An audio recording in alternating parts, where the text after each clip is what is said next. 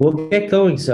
Hi everyone. My name is Don Hobbs. I'm CEO of Protex AI, and thanks so much for joining us on the webinar today with Cardinus Risk Management. In this video, we're going to go through essentially an overview of what AI is and where it relates to safety culture. And then we'll go through the system itself of Protex AI and show you exactly a little bit about how we manage AI and how it's impacted safety culture across the board. So we'll speak for about 30 odd minutes on this, and then hopefully we'll have a lot of time for questions. If not, we'll wrap it up at the end of that and give you some time back in your day. But a little bit of background into what do we think of when we think of AI and safety culture. It's such a new way of looking at safety, and we've had a lot of people kind of look at it from different takes. You have people looking at it from a sensors perspective in IoT. We have people looking at it from vision, like ourselves, but also further afield, like things like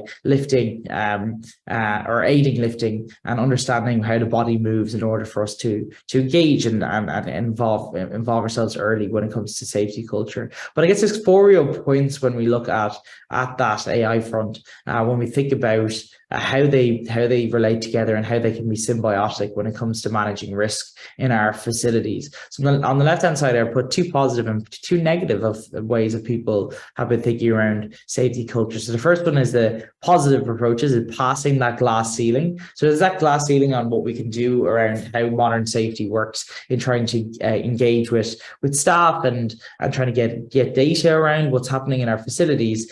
But we can't really get past that. So AI gives that method to help us move past that, which we'll speak about in a moment. Also creating greater visibility. So you obviously can't be everywhere at once. The problem with that is that you have these huge gaps in data collection and getting that true understanding of exactly what's happening on our facilities, and trying to understand exactly how the safety profile works across not only one facility, but multiple facilities, and is there a relationship before that? And that's something that AI can help in relation to bridging that gap with safety culture across our facilities. The two negative ones that people think of is replacing people. So will AI be the thing that replaces people longer term? We'll speak about that a little bit more later on. And also that big brother approach. You know, if we have AI involved, is there someone watching us all the time? And how do we relate that to our staff in order to get to more proactive safety culture and working as a team? So on the right hand side, I want to just go through this quick figure here. It shows kind of like the 5 stages of identifying near misses, but also just being more proactive when it comes to safety. So the basement level here is avoiding dealing with safety altogether. So there's just some institutions that will just not look at any sort of safety when it comes to culture or their people. We see this a lot in kind of like the areas in other countries more so than the UK and Ireland, that don't really look at safety at all. Ground floor is reacting in a limited way. A limited way being a case where we're looking at things like maybe someone's got injured, and we'll fill out a report to say that they've been injured, and that's about it. The first floor then is reacting with a broader response. So if something happens, an injury occurs, we're not being more individualistic on that approach. We're looking at it more holistically and say, okay, well, if it's happened here, has it happened anywhere else? And then we start looking into the more proactive approach to safety on the second floor here on the right-hand side, of proactively seeking near miss information. How do we do that? How is there means where we can actually engage earlier in the process and start looking at those trends that happened that have led to that accident, rather than just looking at the accident as a whole? And then finally is in the penthouse, where we're identifying issues before they even turn to near misses, let alone turn to injuries. And that's really the pinnacle of where we really need to get to. So based off of these and where people are aiming for in order to get the best safety culture, how does AI fit into that? How will AI fit into that moving into the future? And that's really where companies like ourselves are working to help achieve, to enable these companies to break through that glass ceiling, break through all of these ceilings in order to hit that penthouse level. And that's really something that's quite fun and quite interesting when it comes to the market and the industry as a whole. So then going back on these, and I guess the way we look at safety at Protex AI is a means of not looking at it, are we replacing people or being that big brother? AI should be used as a tool. We've seen a lot of it come into the fold in the last month or so, even a month or two, with the likes of ChatGPT and whatnot. Just AI in general in life is becoming a thing. And it's something that we shouldn't be scared of, but certainly should be embracing. And what we're going to do today is show you just one of those examples that we work on when we think of Protex. So this thing called hiding triangle, you've probably seen it before, or a version of it. It has been disputed by many people, but I think it gives a good sense into how AI can give us that understanding and help us to achieve that proactive sense when it comes to working with our safety culture.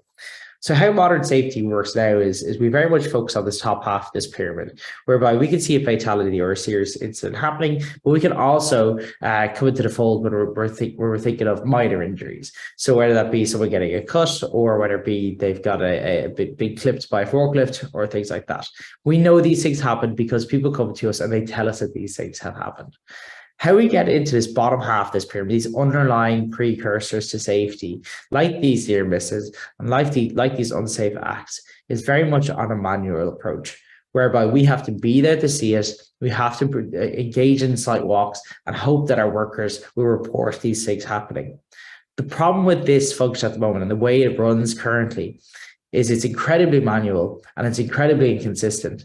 And the problem with that is if the things like these, like near misses and whatnot, aren't identified effectively, they're going to keep happening and they'll keep happening until they're not a miss anymore and someone gets really injured. So the whole aspect of creating that greater visibility and greater understanding is essentially what we would be able to utilize AI to do in order to achieve that and engage early in the process so we can stop these from happening rather than waiting for them to lead to something more serious. How this wraps in with safety culture is really understanding, okay, well, how do we put that in the hands of our workers? How do we put this in the hands of our health and safety staff on site in order for them to maximize the use of their safety procedures? So we're going to focus really on Protex and show you a little bit about who we are and how we can help to get into that bottom half of that pyramid, engage early, and be proactive when it comes to creating a safety profile within our facilities. So what we do at Protex is we use camera software to identify danger before people get hurt. We look at the precursors and those behavior trends that lead to accidents so that you can stop the behaviors from happening rather than waiting for accidents to occur. And just to show you a couple of examples of that are things like this. So you can see people not using walkways, but also other things like we can see people here at the top of the road crossing in areas they're not supposed to. And unfortunately, this disregarded car comes around the corner and the near miss occurs then after that. But we could also do other things like exclusion zones, directionality, junction monitoring, and whatnot for that. But what we're doing here is we're looking at behavior trends. We're looking at it from and this is where it comes to the privacy point and the big brother side of things. We're not picking out people and saying you're doing this wrong and this wrong. We're looking at it from a holistic perspective and see if we can identify the trends collectively so you can manage by the whole workforce rather than managing by the individual. So what do I mean by that? Well, that's looking at things like this. So things like exclusion zones, things like vehicle and MHE behaviors, so speed, stopping at junctions, things like worker vehicle distance, those near misses we spoke about. Also things like PV detection or manual handling. Are people engaging with the stock correctly? Are they picking it up? Do they have a bent back or a curved back rather? That's going to lead to an accident or repetitive strain. That's something we can get involved with. So we're looking at here at behavior trends, looking at things that are happening on our facility from a 24/7, 360-degree view so we can engage early in the process rather than waiting for someone to get really hurt. So what we do in the system as an overview is when you log in, you get a snapshot of everything that's happening in the facilities at any one point in time. You can see distributions between the week in, week out, the last 3 weeks to see how we're comparing, see if we're improving. And that's where we get proactive. This is not just ourselves, but other systems like ourselves is using data to understand our facilities better and being able to digest this easily so that we can say, okay, we know exactly what's going on. We're not in the dark or in this foggy area. We're trying to figure out what's happening. We're very much engaging early on in the process. So if I go in here to the dashboard, you can get a really good sense of exactly what's happening in this area here. So we can see the trends week in, week out is quite consistent. So that's good to see. But a lot of the problems we're having are from perimeter alarms, people running, and all this type of stuff. We can see that we had 14 near misses on site. Again, they're so difficult to track these things, but we're able to identify them using AI as a tool in order to engage with our facilities and try to understand what's happening. Where this data comes from is on our rules page. So within the rules page here, I've got all my rules associated with the site. And if I go into edit or create a new rule here, I'm brought to my rule builder. And within the rule builder, I've got my area I'm concerned about. I've got my vision blocks on the left-hand side here. And I use these vision blocks to build what I want to identify on my site. So we're using it as a tool. Again, we're not trying to replace people's jobs or anything like that. It's a case of, okay, how do we actually use AI to benefit us? And think of it like the F1 car. You know, if we can get the tires strong, we can get a case where the team are really good around it on the pit stops, then the car is going to move really quickly. And that's exactly what we do with Protex and systems like ourselves of being that F1 team in order for you to be the best that you can in your facility. So for example, if we're looking at something like near misses, we might say, okay, we want to identify whenever a person comes a particular distance from a forklift, for example. And if that happens, we want that going to something like an event log in Protex, but maybe we also want that going to a Teams chat, for example, if we want to know something a bit more instantaneously rather than looking at it from a data perspective. And then it's just a matter of connecting the dots. So we connect everything up like this. And we have our output blocks, or our event log and the Teams chat here. And then we can configure each block. So first we might say a near miss for us might be considered 2 meters. And we could dictate the zones as well. So let's say we also wanted to check out if this is in this particular area. So you can see the kind of cool things you can start doing with AI, especially around the vision approach that we look at, where you can start manipulating your current rules, your current SOPs. That might just be a piece of paper or a document, and now creating them into live systems that can gather data for you and do the work for you, so that you can spend less time collecting, a lot more thinking, and making those right decisions. So what happens here then is Protex takes all of these rules that you create, applies them to the facility, and then you get these awesome events that come through. So you're able to identify all of these events, see what happens, and get context around it. That's the best thing about video, is it gives you context and understanding. For example, here, if we're looking at something like a junction control, we'll notice this forklift is going to approach this junction. His vision is blocked either side, left and right, and he drives straight through. So yes, this might have picked up by someone. They might have seen it happen. They might have reported it, but we're leaving it to chance. But the more interesting about this isn't the fact that he's walked around, or that the forklift's turned around, is that there's someone on the right-hand side here that just walked around the corner. If he had came from the other side, the other direction, that was a straight collision that would have happened. And that's where we get this context. That's where we get this understanding of exactly what's happening in our facility. We also talk about unknown unknowns, and what are the things in the facility that are happening that we don't know about. And for example, we can pick up things like speed metrics of people and see that people aren't necessarily running through a facility, but maybe using EPTs as scooters, which we can see here. So something that, of course, should not be done, but it's basically when you're not there, when things are happening under your nose, you're trying to figure out what's happening and what's occurring in my facility that I need to engage with my staff at in order to help them understand the risk profile that it's causing based off their behaviors. So you can do a whole bunch of things here. So you can go through filters. So I can look at just my near misses, or I can look at just my vehicle speeds, all that type of stuff. And then on top of that, what you can do is you can create whole reports that happen around it. So if we go and create a new report here, we'll call it proactive safety report. We're going to give it a summary report on a weekly basis that's reporting over 2 periods. And I'm going to generate that report now. So what we're doing here is we're pulling data together. We're using AI in order to pull information from different sources in order for us to get a greater understanding of our risk profile that we can contribute to our safety culture. So here we can see that we have we've had a 10 event drop this week. The last week, we can see the distribution across the week, again, quite standardized. And we can also see how that compares across different issues. We can see there's slight changes in the likes of near misses or people running in the facility. And maybe that's because you put a corrective action in place, but this is essentially gives you a means of validating that information across the board.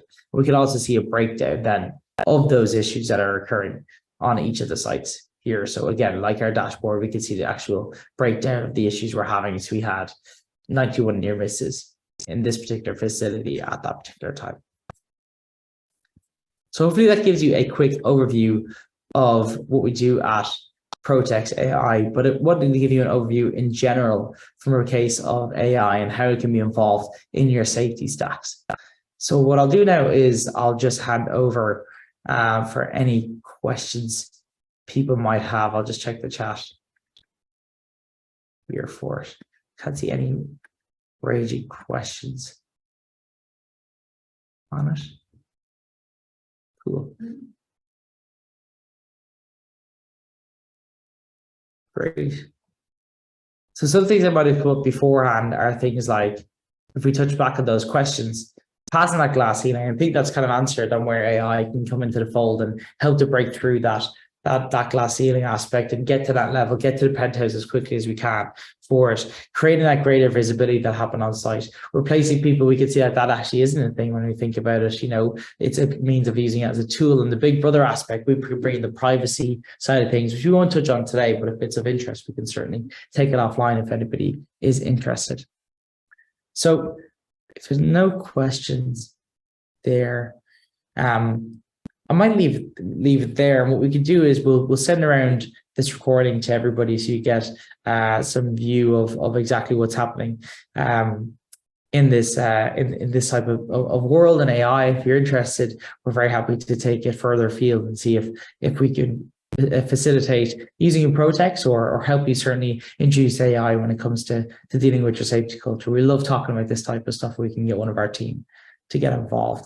But I'd love to thank you all very much for joining us today. Hope you got some sort of insight into how AI and safety culture can very much work in tandem together in order to get us to that penthouse level when we're trying to identify issues and near misses that are occurring on our site. We'll send over this recording over the next few days through Cardinus, so keep an eye out for that email. But if you have any questions at all, feel free to email me at dan.hobbs@protex.ai.